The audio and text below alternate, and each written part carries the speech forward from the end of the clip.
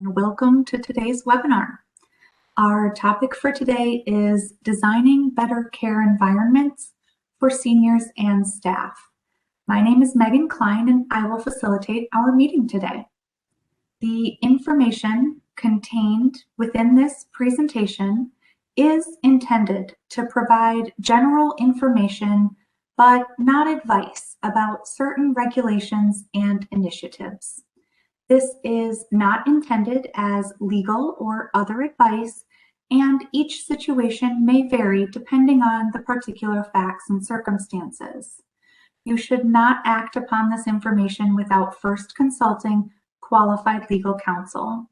Today's webinar will be presented by Erin Berry, Liz Jensen, and Justin Smith. An award-winning interior designer, Erin directs the strategic development and implementation of outstanding designs for senior living projects and works to evolve and differentiate Direct Supply's offerings in the market. Her experience in design, coupled with development and marketing expertise, gives her a unique and valuable perspective on how project decisions impact operations. Liz Jensen is the Clinical Director with the Direct Supply Innovation and Technology Center at MSOE. Liz leads the Direct Supply Spark Collective, bringing together diverse professionals to collaborate, test, and pilot innovative technology, products, and services towards the aim of translating evidence-based research, regulations, and risk management strategies into practical processes that drive better outcomes, improve customer satisfaction, and a reduced cost to care. Justin Smith is an engineer and a manager of the Innovation and Technology Group at the Direct Supply Innovation and Technology Center at MSOE. Justin leads the Innovation and Advanced Technologies programs, including a focus on emerging healthcare tech, including medical IoT, AI, computer vision, and voice control applications within the industry. He also works with technology startups across the United States and overseas to develop and test their products and move them to alpha and beta pilots with our healthcare customers. Please welcome Liz to get us started. Again, thank you so much, and thank you to Erin and Justin for joining us today for this session. For many of you that might be new to the Spark concept, and I know we have a few that are new that have joined us today, I thought I'd just share just a little bit more about Spark, because that's really what's behind what we're going to share today. For those of us joining for the first time, welcome. Our Spark Collective is, as Megan said, is led by our innovation and our development team here at Direct Supply. It's really a simple and practical concept, but it's really rooted in the principles of innovation. And that innovation development needs that fuel of human collaboration, and the thousands of decisions that bring new ideas to life need those constant reality checks to stay the course. Hundreds of clinicians, many of them attending today, and their interprofessional team members in skilled nursing and assisted living organizations across the US have participated in different ways, but all part of our Spark Collective over the past 10 years. Participation happens continuously, and in so many ways, sometimes it's difficult for us to keep count. But by our estimates, more than 1,000 ideas, technologies, and products have received insights and feedback across a wide variety of users: nurses, therapists, CNAs, dietitians, executive directors, social workers, chefs, and more. Products in use by your teams every day. If they came from Direct Supply, there's a pretty good chance that your feedback has been incorporated into the design at some level. From beds, mattresses, lifts, dining room furniture, small wares, building security systems, and more. So we're thrilled to have you join us today. Typically in a non-pandemic year, we would bring our Spark Collective members together live at different points throughout the year. And because of the pandemic, we've not been able to do that. We also know and recognize the stress and strain that you and your organizations have been under with a workforce crisis that you're facing, as well as this ongoing pandemic that we're not out of the woods yet on. And so we decided that we'd take a little bit of a different approach, and together with our planning committee, decided to bring you some content today about what the future of design and technology impacts on senior living looks like. And so that's going to be our little bit of a spark today. And we're hoping that you'll feel comfortable enough to use the chat feature on the WebEx feature here to send us your questions. If you've got anything you'd like to share with us, please do so. We're looking forward to hosting some live events next year again, and I'm hoping that many of you will be able to join us for those live sessions as well. So as we get into our session here then, one of the things that I wanted to talk a little bit about is how our team and our group is working on some of the biggest problems that you're facing and that you're telling us that you're facing. And one of the approaches that we take is through the use of what's called human factors engineering. This is something as a nurse that I have been introduced to in the process of working with engineers like Justin and designers such as Erin and others, that is really the science of integrating clinical outcomes, psychology, technology design, and environmental design together. It really is, as I've learned more about it, it really is an underutilized tool in our very siloed healthcare system. It's often not evident how to converge those necessary sciences and evidence streams of work together to support both the regulation and funding that might be necessary to achieve meaningful impact. And so in light of that and understanding that the upheaval in our sector right now that's been caused by the pandemic has really challenged us to think about this differently. And in some ways, this has become even more of an imperative for us to learn how to think differently like this. So our direct supply team has a unique advantage point in that our different lines of business all converge at that senior living center point. So your communities is where a lot of the things that we are bringing to market are touching your residents and your staff. So as we've been investigating and exploring and seeking more impactful ways to converge these areas of expertise, and we'll be sharing some of that thinking with you and that work with you today. So as you can see here that, as the human in the middle of all of this is both your staff members as well as the residents and the people who are living and working in your community. And that's the essence of human factors engineering design. We're really seeking to create more enduring conditions within these environments that make it easier for people to carry out their work correctly and efficiently, to help staff feel more satisfied in their work environment, to help residents be able to achieve the quality of life that they'd like to have and are seeking to have.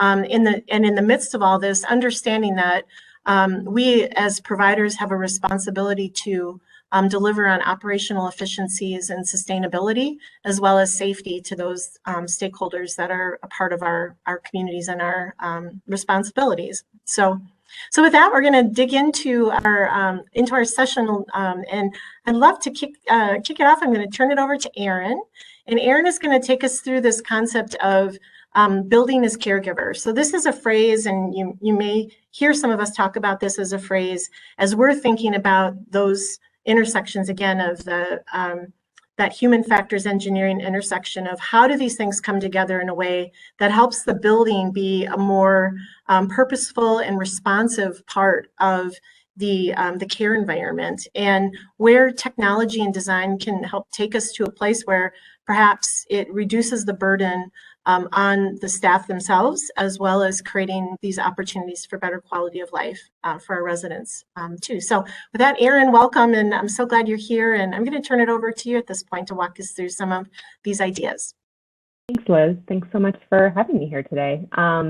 So I think when we talk about building as a caregiver, and we've actually been kind of throwing that around for a few years now, kind of within direct supply and probably a little bit within the industry too. And our R&D department got really involved in this building as a caregiver kind of idea, and it became a lot more urgent when the pandemic hit. So how can that physical space, how can that physical plant really play a part in contributing to the health and well-being and the wellness of the residents and the staff, and pretty much anyone who enters that building, right? So we think of it as kind of experiential design in a way where you're really bringing, like you said before, that human element, where you're combining the technology, you're combining the efficiencies, and you're combining the aesthetic wellness of everyone that enters that building.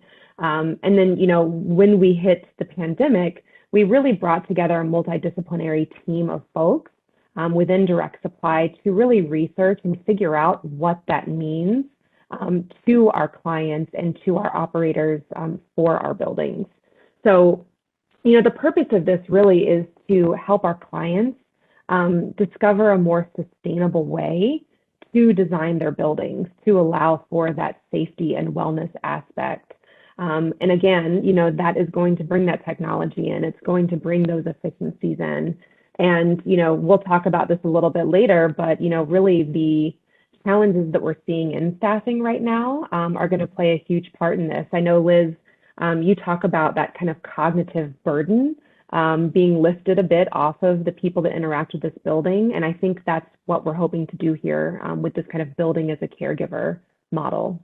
Yeah, Erin, I agreed. I think, that concept of cognitive burden is one that, understanding, I think, at a very deep level how the technology that people are using or the workflow that we're asking people to engage in, how that when they have many, many things to have to remember, that the chances of those things being forgotten start to multiply. And so how do we reduce some of that, and how can we use passive monitoring and passive technology and improved workflow designs to help reduce some of that? And I do think that that will become more critical as we look ahead, and that staff are going to need that. I mean, they need it now. They've needed it for some time, and it really has become an imperative for us to consider that as a priority going forward.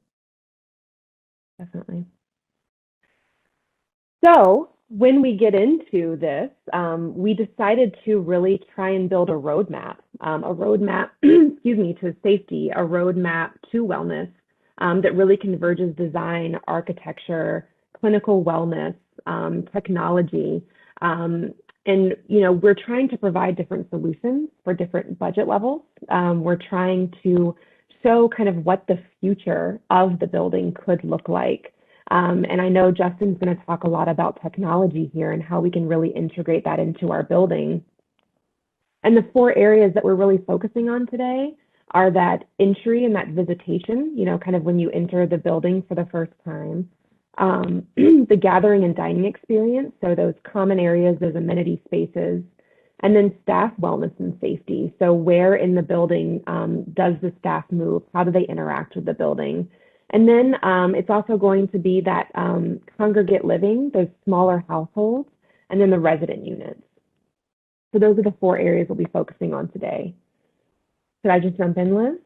Yeah, Erin, yes, that'd be great. I think as we think about that role that the building plays, I think it is important to think about how, we've got construction that exists today of existing physical plants that some of them are still, very, very old. We know that there will be, renovations happening with those spaces and the kind of the demands that maybe regulatory changes or new infrastructure, investments might allow for. We certainly are seeing, changes happening at the, like who owns what buildings, who's managing what, and what kinds of investments are being made there too. And so all of this is, I think, really those factors that are impacting some of this. So where there's opportunity for changes or for decision making to happen, we're hoping that some of this will give you some ideas around how to think about that. Maybe some questions to ask, maybe some ideas to consider if you're finding yourself in a spot of both renovating and or perhaps even building a new building. Absolutely. And what we're showing you today too is really a case study on one building, on one renovation project. We put together a really nice rendering in Revit so that we could walk through this building as we made the changes. So, today we're not going to show you the floor plans of the pre-renovation. What we're going to show you is the ideas that we came up with to really help walk through the building and really gain those safety features, the wellness features, and things like that. So we'll go ahead and get into the first piece of this, and that really is activating the entry and making safer visitation. So I think we're all used to those kind of small vestibules that you walk into in a building, and you go right into that lobby, right? So you're out on the street, and then you're in the vestibule, and then you're in the lobby. What we wanted to do here is we wanted to find a way to create that kind of moments of stopping, before you enter into the building as a whole. So what we'll show you in the video is when you enter the building, there's going to be a lot of technology here that can help us. We're also going to show you some interesting visitation areas where we've just kind of maybe moved a door and repurposed some FF&E in the building to allow for much safer areas for family and friends to gather and visit, also prospective residents and their families as well. So Liz, I wanted to just bring you in really quickly because, I think pre-pandemic, we talked a lot about the who was coming into the building, right, to make it safer for who was coming in, but we never talked about what was being allowed into the building, right, in terms of, virus, infection, things like that. So can you talk a little bit about how we've shifted a little bit of how we're doing security? Yeah, I don't think anyone of us could have ever imagined that we would have had to get to a place where we had to lock down these communities. And I think it's pretty clear the lessons that were learned among policymakers for sure. In fact, we just saw CMS come out with some updated guidance this week around this concept of, let's hope we're never going to go back to that as well. We need ways of understanding like how we can use technology and how we can use design to help make sure that we're, to the degree we can, identify if someone is ill or giving people insights into the things that might need to be reminders or reasons why we would ask someone not to come in and not to visit. But we know that the reality is that residents live in these communities and we want their families to be able to come and visit them. And there may be limitations in what we're going to be able to do in the near future as far as how we keep people safe if the doors are kind of open now and we have lesser controls over managing some of that. And so I think some of these flows and designs and the use of technology is going to become, even more important going forward. Justin, I'll kind of ask you to fill in here too a little bit. I know we've talked about how even some of the design pieces here, how that could potentially impact the staff involved and the amount of staff needed at the entry points as well. So I might be jumping ahead just a little bit on you. Sorry here, Erin, but maybe we can just go back to the visual here. Yeah, sounds great. I'll start walking us through the video, and I'm going to stop basically as soon as we come in that front door because there's going to be some really interesting technology here that we're going to need Justin to talk us through. So as you see, we walk through this front door. We're turning right. We'll get to these visitation areas in just a moment, but it's to show you how we've really opened up. Uh-oh. Yep. We'll start at visitation. We'll come back to the entry. All right, sounds good. Flying wow, through that video took a turn. This is we'll start with cool. visitation. Yeah. So, okay, so what we're doing is we're opening up this visitation area, whereas there weren't doors there before to get into these spaces, but these spaces did exist. So they existed in these exact same areas. And what we did is we just opened it up to create a better path of getting into these spaces without actually having to go into the community. So it becomes really a safer place for people to come and visit and spend some time. So here we turned this space into a great room so that you could have either larger employee meetings, you could have larger family gatherings. We also included a nice residential style kitchen here so that you could have family gatherings with meals. You could cook a dinner, you could watch a football game, and it just becomes a much more interactive space that can be rented out for periods of time. And, you know, Justin, I know we talked about like reservation-based systems here too, and being able to somehow figure out, and this is, you know, your world, I don't really know exactly, but how to allow access through this door that goes right into the community, like on a reservation system. Can you talk a little bit about that? Yeah, so I think that, you know, obviously, I think one of the cool things about this, and to Erin's point, is the fact that you have this space that doesn't require entry into the larger community as a whole. And so, you know, if there's a time where you're being careful about who and what you're letting into the building, you know, you can use these spaces, you know, to that degree to say, we still want to allow family visitations. I think we all saw, you know, visitations through windows and things like that during the pandemic that we don't want to go back to. And so a space like this, and ultimately having, you know, a reservation system set up where, you know, you can time these things out accordingly. You can make sure that there's time between visits to have, you know, cleaning staff come in, clean the area, make sure that it's kind of a fresh area for every new group that's going to come in there. And there's both some planning tools that can help with that, as well as technology around the cleaning of the space as well, that you'll see some versions of as we kind of go throughout the building. Yep. And then times when we're not in a pandemic, right? This is just really nice rentable space. It's really great gathering space, party rooms, you know, even discovery rooms for bringing potential residents in. So this can be used at all different times.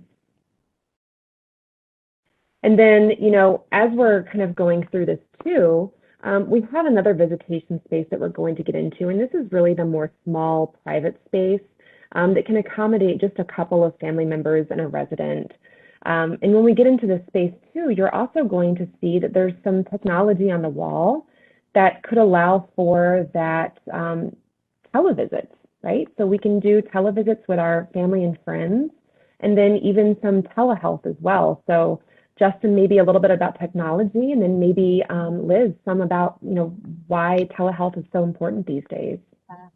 Yep, and I would say from this one, I think it's really the fact that the tele anything, televisits, telehealth, tele everything has the genie's out of the bottle at this point, and it's going to be very hard to put it back in. I think it's going to be an expectation, you know, moving forward that this capability exists within any community, and so a space like this is really multi-purpose.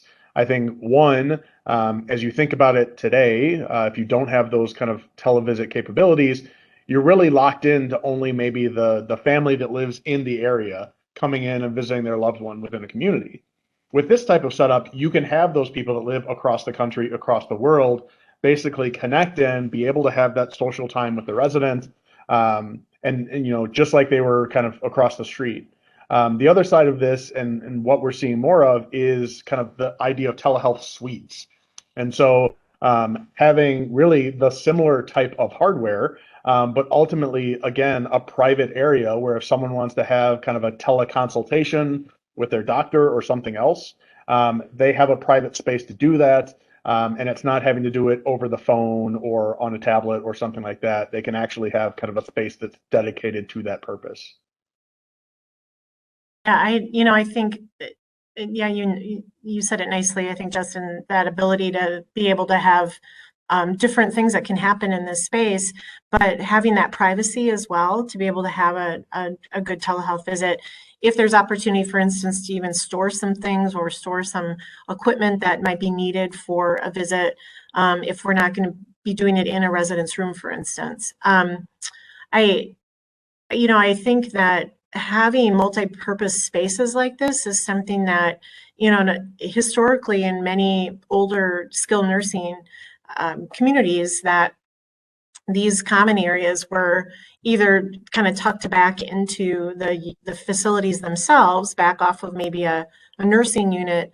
And then, as you'd walk into a community, sometimes those open spaces might have been a conference room or, maybe offices. And so rethinking the flow, I think, of how people might be coming into the community and what those areas could be repurposed for, that are more centered around making this, helping the staff maybe have a easier way of doing their job, and then for residents to have more multi-purpose, usages of some of these spaces, I think is really, to me, really interesting in that operational workflow process.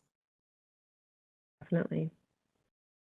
All right, so now we're going back out to the front vestibule area here where Justin can talk about some of this really cool sign-in technology, and we'll come right over here and pause it for him.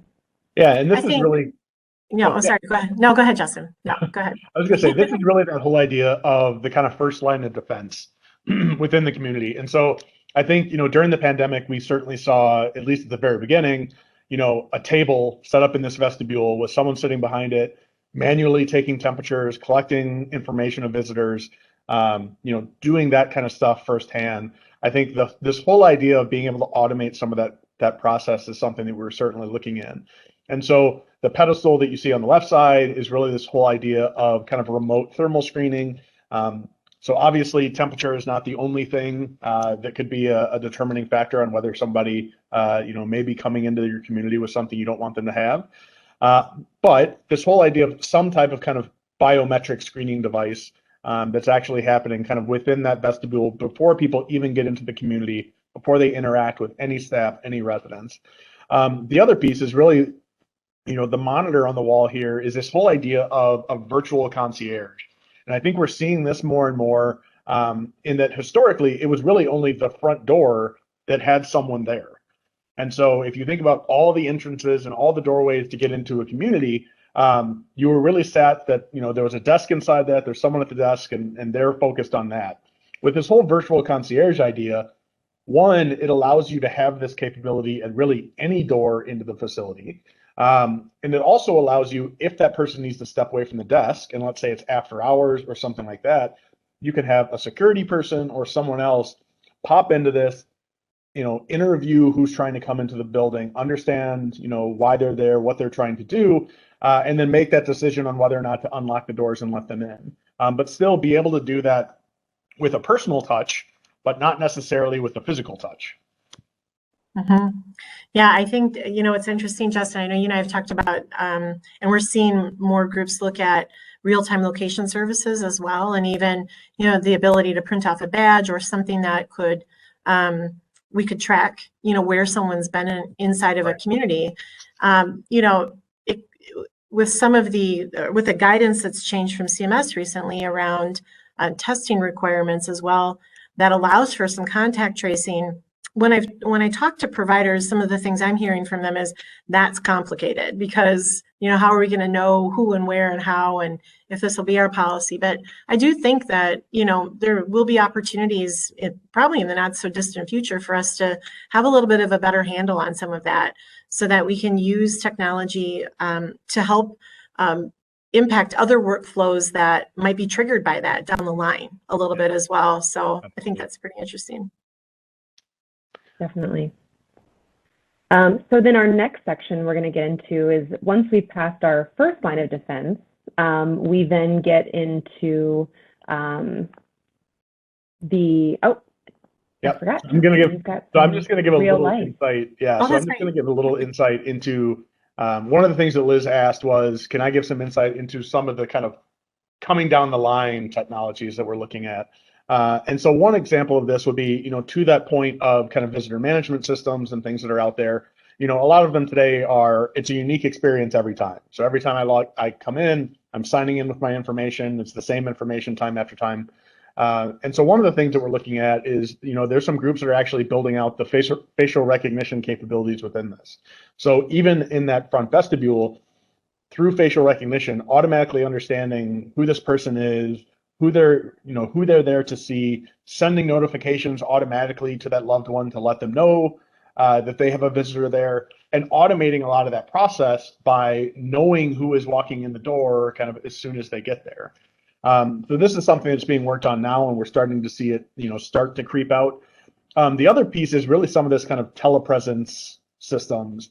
And if you think about it from, we talked about having a room specifically set up for televisits and telehealth type things, but these telepresence systems, we're starting to see the cost really come down to the point where, we've talked to some folks that have, MDs that are actually doing rounds on devices like this. And now, there's questions around, there's obviously value being there in person, But at the same time, being able to do some of these things autonomously. So instead of having to have someone within the building grab a tablet or grab a computer, move it into the room, set up what's going on, anything else, someone can basically hop onto one of these systems, can basically navigate themselves down the hallway into the room that they need to go and start that conversation. Like I said, we're seeing it on the clinical side more today than anything else. But I think the whole idea of even for virtual visitations of set up a time, you basically reserve one of these systems, and as soon as it's your time, you check in, you basically walk down the hallway and go visit your loved one and have an interaction through the system. So, we're seeing some people start to test some of these pieces out as well. Yeah. I think, it is interesting. I think as a clinician, I'm always thinking about what are the consequences of implementing technology that might take away from the human, interaction, the human connection, and what happens when we do that. And I think those are some of the questions that we'll have to continue to navigate, right? Like, where are the areas where there maybe the benefit of having this telepresence in a community is going to outweigh some of the risks associated with it, because it might be able to help us provide better care or get on top of changes of condition quicker. But certainly, not replacing that warmth and the compassion that comes from being able to hold somebody's hand or to, have a real human, interacting with you. So I find it interesting. I thought it was interesting, Justin, you used the word creep. You didn't say it was creepy. You just said it was creeping into our space. Yep. But, so as we navigate the creepiness factor of it, right, we'll have to, keep some of those things in mind. Absolutely. Yep. Oh, I think you're muted, Erin. Sure was. Some of those technologies too that I think we can institute right away, hopefully relieve the burden of the caregivers to have them do more of that meaningful work, right? To have more of that warm and personal touch. So maybe it helps them with their efficiencies so that they can have more time. Absolutely. Okay, so now we're getting into the gathering and dining experience. So, we're going to take you now just from that front door into the main portion of this community. In this renovation, we have opened up a lot of really closed spaces. So when you first walked into this community before, it was closed off. There was a wall there to greet you when you first walk in instead of a really nice reception desk. And so you'll see when we get into this video how we've really opened up the space. We've allowed for gathering. We've created a lot more space as well for some of that circulation path. So we've allowed a greater circulation area. We've given a lot of visual cues as to where to go when, whether that's mealtime or your morning coffee to the bistro. We've just allowed more of that visual space. So I'll start playing the video. And then Justin, you can also jump in here too. When we're talking about that visitor management, we talked about real-time location services. So if you want to talk about any of that as we're looking at the reception desk, please feel free. So even at the front desk here, I think it's really to those points of, to Liz talked about the real-time location services. So being able to give someone a badge that at any given point in time, you can know where they are within the community. I think it's been far too common historically that someone kind of checks in at the front door and then they're kind of lost within the community, right? So they say, "Yep, you follow the process, you know where you're going. We'll see you later." So to that point of understanding, who people are interacting with within the community, where they're going, some of that real-time location services can actually help there. Even in this one, if you look at we kind of color coded some of the technology within this. And so if you look at some of the purple on the ceiling there, it's really this whole idea of, what I consider to be kind of passive sanitation technology. And so this is the whole idea of what we call far UVC lighting. So basically UV lights that are not damaging to human skin, but still have a disinfecting effect on hard surfaces. So especially as you think about an entryway and a reception desk, that there's going to be a lot of touching of that surface. some of these systems you can just put lights above it that are kind of constantly cleaning that surface. For relatively low cost, and especially if you're thinking about it as part of the initial build, you can put some of these features in place that just reduce some of that, I'll say, biological burden that you may be trying to deal with within the community. Okay. And then, so, as we move through this space as well, we're going to talk more about dining in the next video. But you can see here that we have, to the left-hand side, we have a bistro area, which we'll move in closer to. But the nice thing about that is it gives relief to that dining room too during times of kind of heightened pandemic, when you have to really space out the amount of people that you have in your dining room.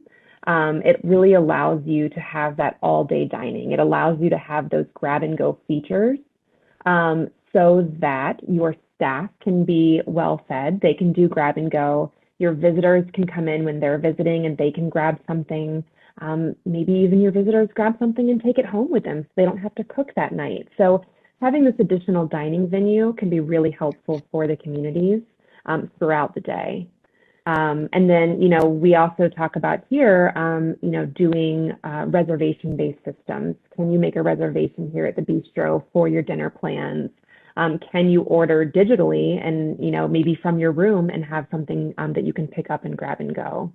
Yeah. So I think especially as we think about the burden from a staffing perspective, not necessarily having to have a staff member there to take orders and things like that, but having a kiosk, having the ability to submit that order from your room and then walk down and pick it up. Little things that we can do to kind of reduce some of that burden within the community. Yeah. And here, we have the bistro separated out from the reception desk, but we are seeing a lot of success with bistros kind of running up to the reception desk where you can have one person, kind of filling both roles. It's a really nice hybrid position and allows for some of that efficiency as well. Liz, is there anything you want to add about that area? No, I think I love that. I love the concept of that, how do we help people continue to have as much independence as possible? Untethering the ability to access food from a routine dining experience, and how do you, I think that futuristically, those are the kinds of things I like to think about is how do we continue to help people be as independent for as long as possible? And these are things I think that certainly fit into that. Absolutely. So this next video, we're going to go from the reception and we're going to make our way into the dining area. So as you see when we get closer, we've added a host stand here in the dining area. And what we've also done is we've created a walking path for the residents for an in and an out. So, you can really manage the flow of your residents here in this dining facility. Putting a host stand here, whether it's digital host or someone in person, will allow you to really space out those seatings when you need to. We've also, we'll look into this right-hand side area. This is a really nice pre-function and post-function area where you can have people come and gather as they're waiting for their reservations. If you need to move people through the system, you can set out perhaps wine, you can set out some appetizers and allow people to gather here in small groups before it's their time to go in. So, there really is a way to have people gather out into that lobby, move them into this space, and then move them into the dining room to really help that flow of people and to manage how many folks you have in there in a given time. I love this idea, Erin, and I think because it also allows for the opportunity to let residents maybe eat a little bit separate, or family members, or even CNAs that are dining aides that are helping with someone with eating, to have a little more privacy, but not feel so secluded away from the rest of the experience too. So let's say there's music playing in the dining room or whatever, that they're not missing out on that then too. Right. So I really love that idea of, together, separate, but together. Exactly. And I think that's pretty cool. The other thing I was just going to comment on here too, and I don't know that it's something that we've necessarily talked about, but I was thinking about how oftentimes we will end up with wheelchairs and walkers that come into the dining room but don't need to be used while someone's in the dining room, and we end up having kind of a corral, of places where stuff ends up, is even designing around some of those spaces. And Justin, when you were talking about the UVC lighting, thinking that, wouldn't that be interesting too, to have maybe a UVC lighting aspect for the corral that could help with even some passive cleaning of those devices that oftentimes can be burdensome to keep clean too. So That's a great idea. that might be another interesting application for that. I love that. Justin, can you tell us about this crazy robot that we see here in the video? Absolutely. So this is something that the honest answer is, we started looking into robotics, I think, years ago. And it really started overseas. So I think it started by looking at what Japan was going through. So Japan had its aging population. They had a huge staffing issue associated with that. And they were looking into technology to fill some of these gaps. And so we're starting to see some of those pieces kind of come into play in the US now. And so within this one, a few of the things that we're talking about, one on the robotics side, is really this whole idea of moving food from point A to point B. And so if you think about the staff that you have today, someone is running food from the kitchen into the dining space. Can you actually get a better experience for residents if that running is done automatically?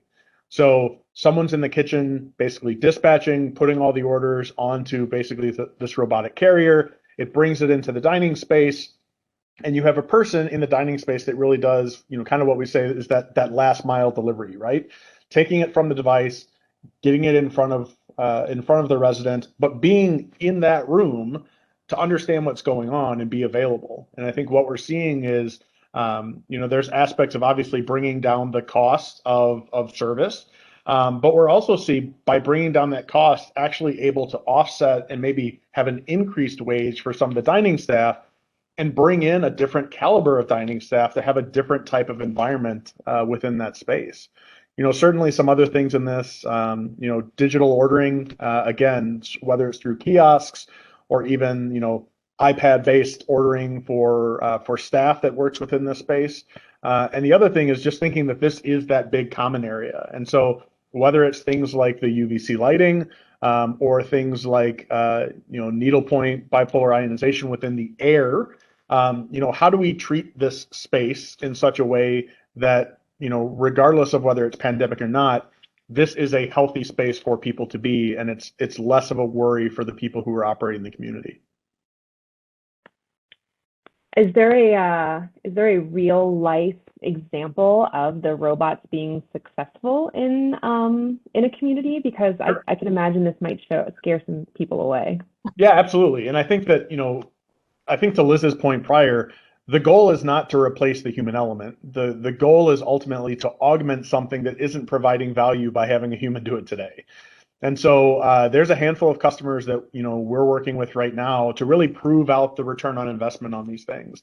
And to that point I made, there's one in specific that has a handful of these within their CCRC community, and they really are focusing on how do we bring in a higher caliber of worker within the community? How do we pay them a higher wage, make it more attractive, and take some of the kind of grunt work off of their hands by using these systems? And so they're still relatively early, and we're still proving out that ROI. But some of these systems work for the equivalent of $3 an hour when you kind of boil it down. And so I think that there's going to be more and more opportunity there, and that's certainly something that I'm investigating right now to understand. Staffing problems aren't going to go away anytime soon, and so how can we augment the staff that we have, in a better way?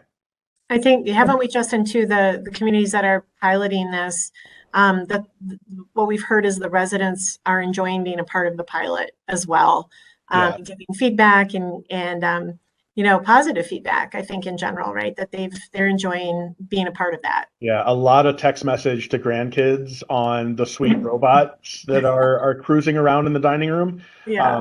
And it's a different level of service, and I think it's something interesting that as long as there's still a person there to be that kind of last mile and to still interact, I think there's a coolness factor to some of this as well, even though even from the standpoint of it's reducing costs. And so as we look forward to some of the things, I think that there's some things that are current solutions. And so if you look in the middle, the robot with the tray on top that's doing that kind of last mile delivery, like I said, we're seeing more and more in that. On the right side is actually a solution that we're seeing to create everything from like salad bowls to grain bowls and things like that, and do it in an automated fashion. So I think, we saw that bistro area. This might be something, the type of solution that we see in some of those bistro areas that really is a refrigerated cabinet with fresh produce and fresh proteins inside that can really make a to demand and on demand salad with exactly what you want to be in it. On the other side is a little bit more of the probably a little further out in the future.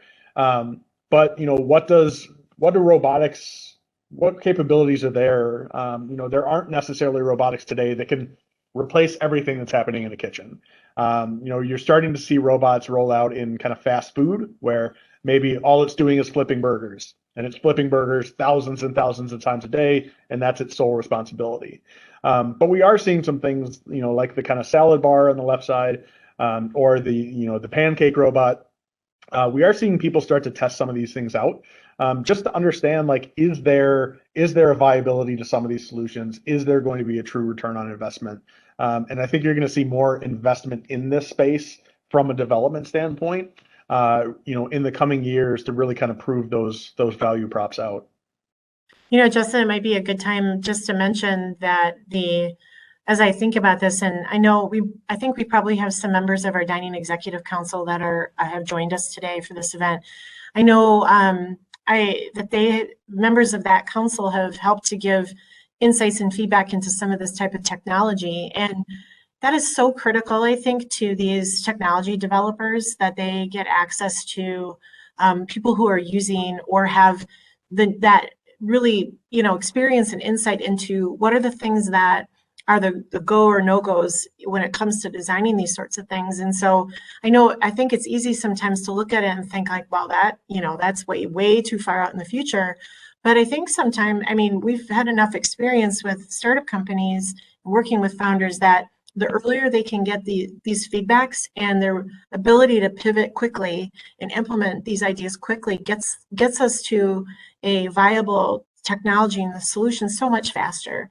And it's a solution then that ends up working for people in a way that maybe would have taken years for that to do. So the feedback we get from you, and our hope is through some of our Spark work here too, is that this gives you an avenue to get access to some of these folks and being able to share some of your insights, because it really does make a difference.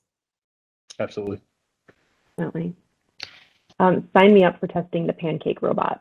Okay. I am all for that one. All in. Your son's probably all in on it too. It would make my weekend so much easier.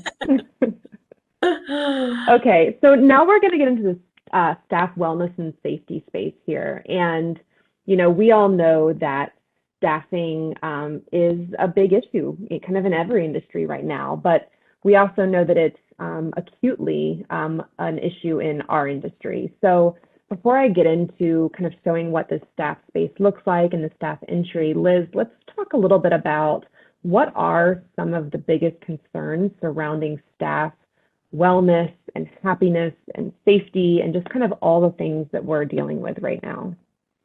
Yeah, I would say first of all that, I've been a nurse and have worked in the long-term care sector for about 30 years. And historically, when we're thinking about developing programming and clinical programming and all these sorts of things, we're thinking about the staff as the ones that are doing the work involved in executing on the stuff that we want, that they need to execute on.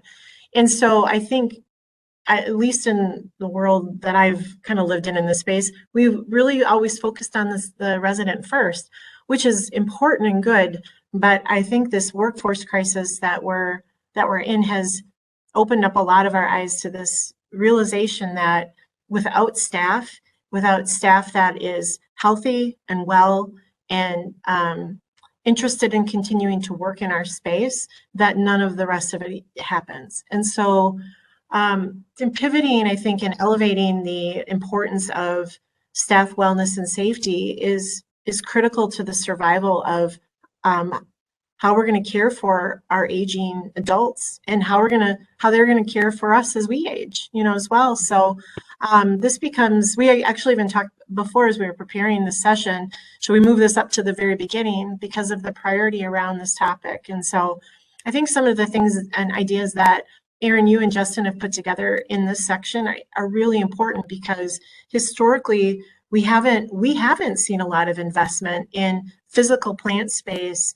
inside of a community that thinks about the staff first. Oftentimes, smaller areas for storing their stuff, or break rooms that maybe haven't, are the last to get any investment in. And so trying to put ourselves into the shoes of what would be desirable for a person to want to come and work in an environment and spend their day in an environment, and what else we could do to help them with their staff and with their wellness and their safety needs. And so I am excited for you to share some of this, Erin, because I think it's pretty cool. Yeah, absolutely. It's really interesting because I've done many, many, many renovations of senior living and skilled nursing, and I would say probably 95% of them, we focus on the front of house spaces. We very rarely do renovation work to those back of house areas, the break rooms, staff areas. I mean, I can't tell you how many communities I've been to where the employee picnic table is like next to the dumpsters out back, right? Like there's just not a really well thought out or elegant solution to a lot of these kind of previously built environments. I think it's getting better. I think as we go into new construction, people are starting to put a lot more thought into how they're engaging. But previously, I think it was kind of one of those not on the market tour, so not really investing in it from a renovation standpoint. Yeah, the importance of we're seeing a lot in both the literature and the industry, world where we're talking about resilience. We're talking about, stress management. We're talking about, how do we support staff in a way that we haven't, really thought about or invested a lot of time in the past. And all of that this has changed all of that. The pandemic has, for sure. Yep, absolutely. And I think so. Just as we enter this space, this is one that I get to sit back a little bit because I think the idea behind this staffing is just to have a comfortable place for staff. It doesn't need to necessarily be crazy with technology, which I can, go off on a tangent on that at point. But the idea here, really in this entry area is this whole idea of kind of thermal screening. So being able to have that kind of check-in process for the staff, but then also some maybe digital signage just to understand what's happening within the community. Give updates on the community, give updates on residents, and have that be kind of one of the first things that people see when they come in, so that they kind of hit the ground running and understand kind of what they're walking into at any given point in time. Yeah, we saw, and Erin, if you want to play this while we go through this, I can share, during the last year, during the height of the pandemic, where we were having to set up kind of these temporary places and on units, and thinking about asking staff to, shower before and after work, changing their clothes, leaving stuff behind, so that they either weren't bringing things into the community or they weren't taking things back home, with them as well.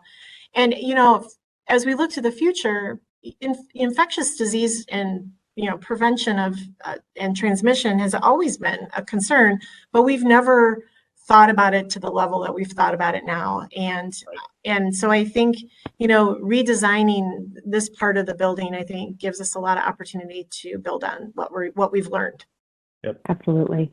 And something here that we're seeing is providing delivery lockers for the staff as well in the building. So I know many of us have seen those Amazon lockers in places like Whole Foods and things like that, but this really allows your staff to be able to order their Instacart deliveries to work, to order even dinner to their work, where they don't have to leave and go to that third place. They can just take what they need and go. I mean, we're also seeing the food service and culinary experience in the building, allowing for staff to order from there and then wrap it up, and someone can drop it in a locker for the employee and they can take that home with them as well. So there's really nice amenities that we can add for the staff to engage in. And Justin, what is this printer looking thing that I'm seeing here on It's the not screen? actually a printer, even though that's what it looks like, but it's really this whole idea of like digital device management. And so, seeing that whether tablets or phones or other things become more a part of how work is done within a community, having a place where those can be charged, those can be sanitized, you can basically check them out when you come in, and having a station that's really set up for that. So it's almost a lockbox, similar to you see for almost medication at times, where someone can badge in, it'll pop open, they can grab their device, it's ready to go, and onto work. That's great. Very cool. And so then as we move through, once you've clocked in, once you've done your temperature scanning, we're going into the staff space now. So this is your back of house space. And what we've done here is we have provided locker rooms and showering for the staff. So this is somewhere, like Liz was saying earlier, you can come, you can change into a uniform. We're even seeing companies launder uniforms for their staff and then putting them in their lockers for use for their shift. So it's somewhere where you can come and get out of your street clothes, and even at the end of the shift, be able to shower and change back into your clothes in order to go home and not take things home with you as well, right? We also have to think about that aspect of it. It's not just bringing things into the community, it's also taking things home with you to family. So providing, those locker rooms and those shower spaces, it can be a really nice amenity here. And then, Liz, as we talk about providing additional spaces for the staff, is there anything outside of kind of the locker room and shower experience? We're going to go into the break room here for a minute. Yeah. But are there any things that you see from a clinical perspective that can be offered for the employees at this point? Yeah, I mean, I think, being able to have, in staff are stretched and stressed, and it oftentimes doesn't feel like there's time or space to even take a bit of a break. But I think having even a nicer break space when they can take a break, to come in to be able to just maybe have a meal, to be able to relax a little bit, having a nice outdoor space they could go outside too. And I know some of your design in here, Erin, supports some of that. I think a lot of that allows thinking about this space, and then allowing staff to help with thinking about what are the things they would love to see here then too, what would be nice for them, and what they would enjoy. I think, taking the time to listen to staff and hearing like what more they could do with this space like this. So I do think that makes a difference, and to give them some of those choices. So I love the plants up there too in that space. A little biophilic design, we have to bring some of the outdoors in. I know in this space too, I think you had like a place if they wanted to exercise or even relax or be able to meditate or listen to some music, to get a little bit of a break. We do. We have this little private space kind of off of the, the kind of really nice break room with a big patio to allow people to distance themselves too when they're breaking, right? Sometimes you just need a mental break and a space for yourself. But we also have this kind of small meditation space that has a little Peloton bike in there. It has a yoga mat. You could go in there and have private conversations, if you need to have a conversation in the middle of the day. I think caregivers have hard days and hard experiences that we need to acknowledge and understand that they need a break and an emotional place away from that as well. Indeed. So here's our plug for staff wellness and staff spaces. Very important. Yes. Yeah. Even in small changes, I think too, even in existing spaces. Absolutely. So now our kind of our final area that we're going to focus on here is going to be small households and enhanced resident units. So when we think about small households, we're talking about cohorting smaller groups of residents throughout the building.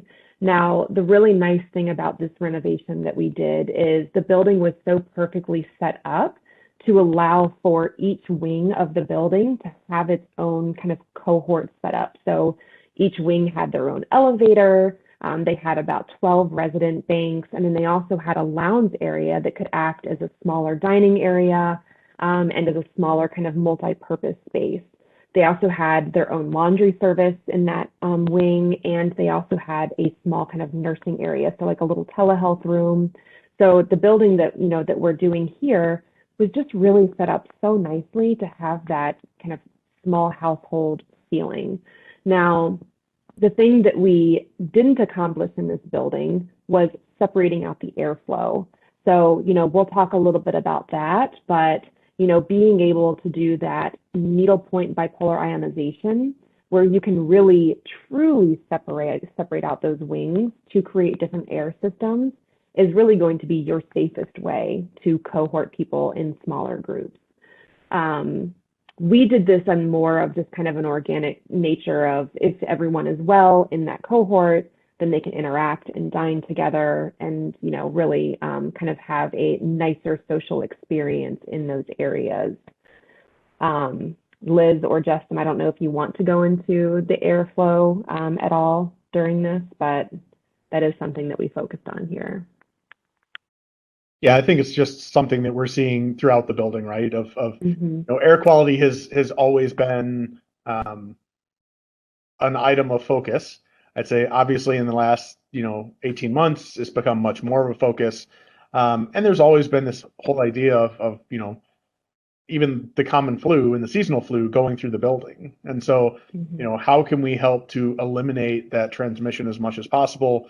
And whether that's through, higher filters, more outdoor air, all these different types of systems. And so the whole idea of not necessarily having the same air circulate throughout the entire building and being able to do that separation, I think is certainly something that we're looking at in many new builds, at least. Yeah, I think there's not one solution that will fit everything, but I think that idea of mitigation of risk through layering of different filters and thinking about air cleaning in different ways. If you have the opportunity to redesign through new construction or the renovation of a building, that certainly opens up some other opportunities. But there are, what the nice thing is that there's variety now, and I think there's options for providers regardless of the size and physical plant space of the buildings. To try to get into some different ways of making the air a little bit safer. I know we're going to talk about, as you're getting into this, Erin, here, these smaller households. I think the research that's come out during the pandemic, even before that too, we were seeing, research supporting better quality of life through smaller households, and encouraging policymakers to consider how to support the funding for moving away from single, triple, quadruple rooms to single rooms. These smaller ideas of smaller households, and some of the research around that's come out of the dementia care space. All of those areas that's kind of we're on this path to looking at smaller households in general. I do want to just comment on even the benefits that it occurs for residents, but there are staffing benefits for that as well when it comes to developing relationships with the people that you're caring for in these households. And so how do we create those smaller units maybe and still get the efficiencies of a larger community in the areas where we need them, maybe such as in food preparation, but really thinking about the living and the day-to-day work and life of the residents and the staff in a smaller way. Absolutely. I also like the idea too, Liz, of having like what we kind of call the public and then the public-private and then the truly private spaces. So, you think about the lobby and that bistro area and your dining as really being your public space for the entire community. And then you've got these smaller households, which allow for a more private public community, right? It's a smaller group of folks that are allowed in that area. And then, as we go into the resident unit, which we will in a second, then you truly get into your private space and your private world. But I really like that progression of private to public as you kind of move through the building. I think it allows for a more residential feeling. It allows for, your sense of privateness, and then, kind of moving into your more communal sense of self.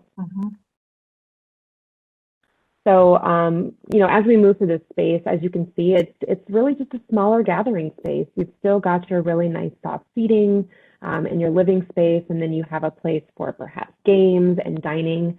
Just a really nice place to live smaller during heightened times of isolation. And we are speeding down this corridor, which is completely crazy right now. But we're about to get into the resident unit. And so, Justin, we saw that blue handle flash on the screen really quickly. Can you talk to us a little bit about, as we're going into the unit, the touchless features and the kind of keyless entry that we can be expecting? Yeah, so I think the thought throughout the unit, and you'll see it as we not only go in the door but inside the unit, is the whole idea of kind of the smart apartment. Understanding when people are entering and leaving their space, understanding to some degree kind of the high level activities that are happening within. How active is someone? Is it worth a check-in because they haven't been very active today, or they haven't left their room today? As well as just the overhead piece of not having to worry about lost keys or any of those types of things. Being able to unlock a door remotely from anywhere in the building, when that need is there. So there's some operational and some just great usability features to some of these things. Yeah, absolutely. As we're getting into this resident unit, we did something a little bit different here that we typically wouldn't do in a unit. This is a 1-bedroom unit, and we wanted to keep the same square footage of a typical 1-bedroom unit.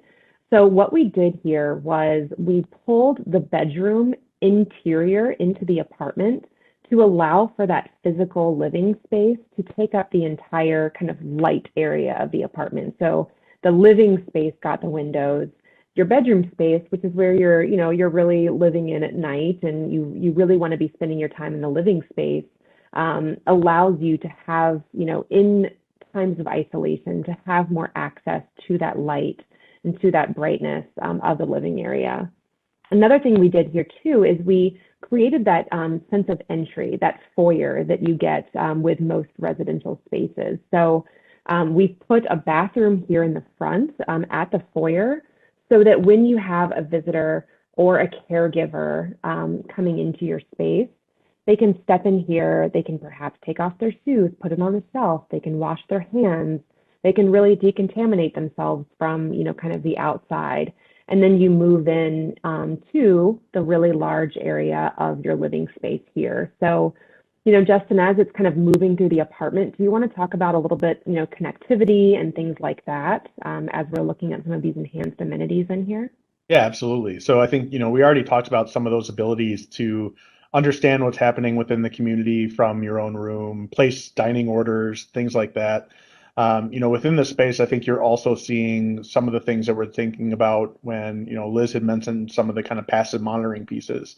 And so you see some of these systems kind of sitting on the ceiling that allow us to gather information. And obviously, this depends on acuity levels and things like that, but the ability that when you need to kind of peek into a room and see what's happening, look at, things as descriptive as breathing rates and heart rates and motion, how much motion is happening within that space. Is someone still in bed? Are they up and moving around? But not necessarily having cameras, that may be a privacy concern in this type of space. I think the other thing is, to the point of even the appliances in the kitchen, having things that are easily kind of turned on or off. And so if you have a resident in space that you don't want to have an oven or something else, being able to just turn that off and not have to worry about it. And so that's certainly something we're looking at. And then kind of the final pieces here from my side is, I think we're looking at some of the robotic solutions for social isolation specifically. So obviously we always want to have a personal touch, when possible. But when that's not available, how do we look at some kind of augmented solutions? I have to put a smart toilet into any presentation I do lately. So, this is the whole idea of wastewater epidemiology, and being able to use some of these smart systems, both within the individual apartment, as well as within the building at a macro level, to understand what's happening within that space. And so whether that's using, understanding, biological load within the system, looking for shed RNA of viruses or things like that, and being able to be a little bit more proactive in knowing what's happening within your community, especially when we think of things that may not have outward symptoms that are a key indicator to pick up. The final one there on the right side is really just, we're starting to see more and more of the use of cameras, and it's not just the big security style cameras you see on the ceilings, but also all the way down to cell phone cameras, tablet cameras that can do some pretty advanced things in terms of just understanding heart rate, oxygen saturation, blood pressure, things like that, just through staring in the camera for 90 seconds. And letting the algorithm kind of figure out what it's seeing with color variations in the skin and things like that. So more things that I think we're going to see that make it easier to gather some of this information moving forward. Yeah, so it's so fascinating to, from a clinical perspective, or to even a health and wellness perspective, to think about what's coming our way. I mean, that separation a bit of what are the clinical diagnostic sorts of things that we need that would go in the medical record and that we would have to have in order to make decisions about, a treatment plan, for instance, versus those health and wellness monitoring technologies and sensor technologies that could help give us more day-to-day information about what's happening with somebody that could be predictive of the need for a deeper dive or more of a clinical diagnostic workup. So super fascinating. Okay, so now the Q&A, because there have been some phenomenal questions coming in from our audience. Let's start with this one, which I think is about the most approachable question for our group. What are some of the most budget-friendly changes that a facility can focus on making first when they can? Erin, would you like to take a shot at that one? Sure. Yeah. I think, and I'm going to pull Justin into this because I think technology is going to play a huge part in that. When you cannot make physical changes to the architecture of your building, the things that you can do to something like activate your vestibule space is to bring in some of that technology, that check technology, that first stop when you first enter the community. And then the other things that you can do too are truly operational. So it's, spreading your furniture apart a little bit more to create better circulation space. It's perhaps making reservation-based systems for your dining areas. And it can be really reallocating some of those multi-purpose spaces in your building to help with some of that small household and cohorting throughout your building. Yeah, and I would just add that I think, any of the technology that I'm looking at, I'm always thinking of return on investment. And so I think there's some very straightforward things. So if we talk about robotics and the ability to augment staff or things like that, that's a very clear kind of return on investment. There's some that aren't quite as clear, but maybe more tied to the marketing and the satisfaction of residents and staff. And so I think it's really a one-off depending on what you're looking at. But I think starting by asking, how much do I have? What is the return that I will get on this investment? And what is the impact that I think it's going to actually have within my community? Mm-hmm. And I think a really important thing too here is you start to think about, if you want to do renovations to your space, master planning that renovation, right? So master plan over the course of a few years, what could be impactful, what could be a good ROI, what you need to start thinking about now to implement within 3 to 4 years.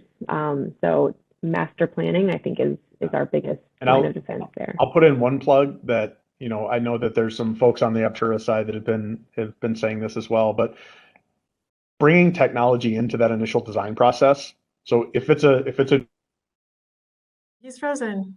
What he's going to say is to bring technology into the very beginning planning stages of anything that you're doing in your building. Yes. Because we need to design it together with architecture and design and technology in order to make it work well and in order to stitch it all together for the community.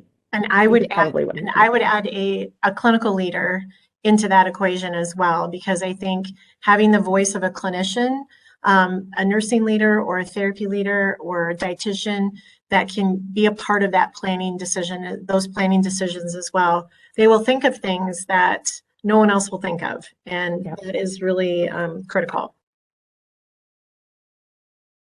Awesome. Such important information.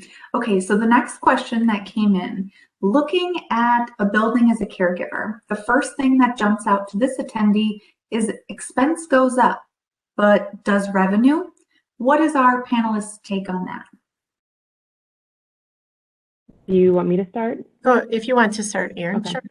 I was just going to say yes, in some instances, cost does go up when you're implementing new technologies, when you're, when you're kind of doing a new operational, I guess, program and protocol. But, what that's not really accounting for is the efficiencies that your staff is going to gain, the wellness that your residents are going to have, being able to say, to your marketing team and on your marketing tour that we are a safe building. We have safe practices. We implement safe, air quality. So, being able to say that we're doing these things for the safety and wellness of everyone involved is going to give you higher revenues. It's going to increase your census.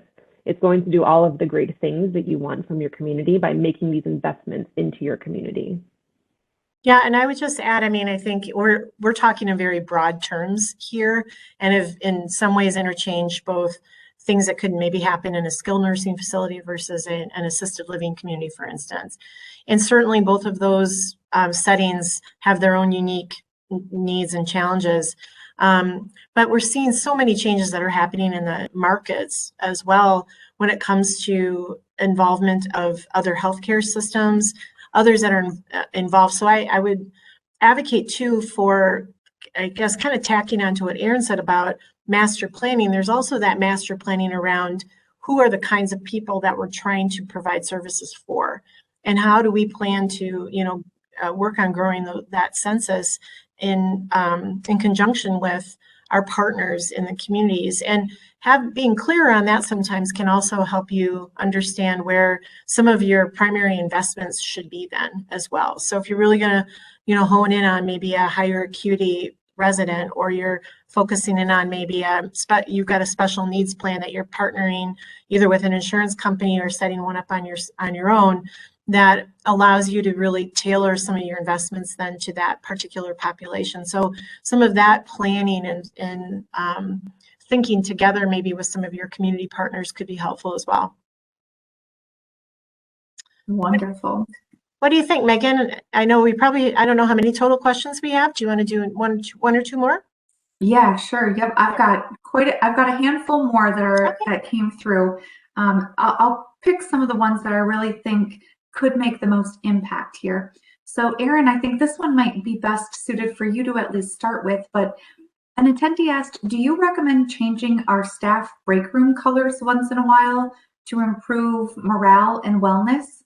Also, as an aside, we have one smoking area designated for both staff and residents together. Would you recommend separating those? Great questions. That's great question. I would say start off first with the employee break room. I think changing colors is a really great idea.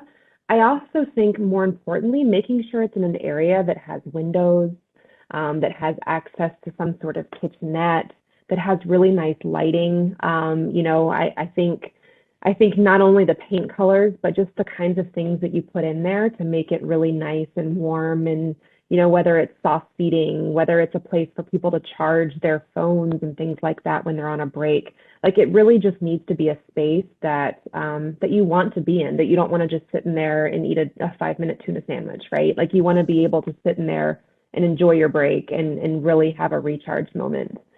And then as far as separating out the smoking areas, my PSA is don't have a smoking area, but I know we do. And so I think you should have them together. Like, why not have more interaction between the residents and the staff? It's camaraderie. It's really being able to sit and talk to the residents. So I'm all for putting them together. I don't know. Yeah. Liz, what do you think? I echoed the PSA as well. But knowing that, supporting those choices, I think there's a safety element to that as well too, that if they are sharing environments, that it does allow for a little bit more supervision for residents maybe who might need a little more help, or maybe we're concerned about maybe safety issues related to their smoking safely. So sometimes there's some opportunities there if you keep it together to give a little more oversight. I like that. Mm-hmm. Excellent. So this next one I think is quite applicable here to many of the properties. We love hearing about how these can be created in new build projects or full renovations, but we'd love to hear how you would apply this to adapting it in an older building, in an older property. A lot of administrators work in a 20, 40, 60-year-old building. Yeah, that's a great call out. So the building that we renovated here in this case study was from the late 80s, I believe. So it was an older building. The nice thing about older buildings, and this is just from my experience in renovating them, is a lot of them have more square footage. So, we see building footprints getting smaller, as we start to modernize a lot of our equipment. But the kind of beauty about some of these older buildings is they're flush with space. So if you are looking to create more staff areas, a lot of these places have like 10 to 15,000 square feet that they had for mechanical rooms and maintenance areas. And, that's actually what we did in this renovation is we took like a 10,000 square foot just piece of space in the back of house that housed big boilers and a huge commercial laundry that just wasn't really necessary. It also had like a big workspace, for the maintenance people. And we took that and we repurposed it for that wellness space for the staff. So, take a look at those hidden areas in your building that do exist that maybe just no one is using right now. And those can be really great areas to repurpose for something really meaningful. That's a great idea, Erin. I love that. That's excellent. Okay, so this next one. An attendee noted, we can see this being applicable in bigger cities, modern areas, but have you seen any success in modernizing smaller communities or rural areas? Yes, I mean, this can all be done in more rural areas, even if it's a small investment. People in rural areas still have, Alexas and Amazon and things like that. So, I think Justin can back me up here, but I don't think it makes you less tech savvy. Several of our attendees said, listen, I want some of this technology in my home. Does anyone on our panel see this technology being implemented within a private sector? Mm-hmm. Yes. Well, actually, I mean, I think that the use of voice, we didn't talk a lot about voice technology, but I think, many people have gotten more comfortable with having voice activated technology in their homes. I think the other thing that's interesting is the use of wearables, which I know we didn't touch a lot on here too, but there's a lot of this new consumer kind of technology that's helping all of us get more comfortable with what kinds of technology we're going to be expecting to have in our communities in the future as well. And so I do think the lighting, as a good example, we've learned about an indoor air quality. I know that I have family members, even my own house, where we've made some changes around indoor air quality during the course of the pandemic. So Liz, I think it was you who spoke briefly about some of the cons around less human interaction, but several of our attendees have asked for our panelists to speak to how to counteract any of the negative effects of implementing technology and therefore having a little bit less of that human interaction with the seniors. Mm-hmm. I can speak to that first. I've spent some time thinking about this and writing some about this as well. I think the intentionality of what you're looking for the technology to actually do for you. I'll give an example here of a technology that, just as an example, there's interesting technology that can be utilized in a brief, for instance. So if a resident is incontinent, that technology can actually notify a staff member when an incontinent episode has occurred. So it's an interesting idea to think about, wow, if we had the ability to know when incontinence was occurring, could we understand someone's pattern better? Could we respond to them more timely and in a more efficient way? The opposite way, the answer to that is yes. The opposite way to think about that too is that could potentially also increase the amount of time that a staff member doesn't come in to check on somebody, especially when it's coupled with perhaps a high performance brief, for instance, which many of the people use these days. And so I think that being intentional about what it is you're trying to achieve when you're choosing to implement a new technology and really spending some time thinking about that. We're not going to get all of this right. You know, there's so much of it that's coming our way, and we're going to have to, we'll have some lessons that we're going to have to learn along the way as well. But I think what's really important is that we find ways to continue to stay connected to that caring aspect of what it means to be a caregiver, and those really human interactions and human moments that no amount of technology will be able to replace. And so I think that would be my thought. My advice is just the intentionality and being really focused on what the goals would be. Beautiful. All right, that is everything that's come in. So for all of the 90 plus attendees that are still with us right now, that wraps up everything that we've got for you. Thank you so much for joining us today. And especially big thank you to Erin, Liz, and Justin for all of your expertise and your time. Again, if anyone has any additional questions, please send us an email at webinars@therexsupply.com and enjoy the rest of your day. Thank you.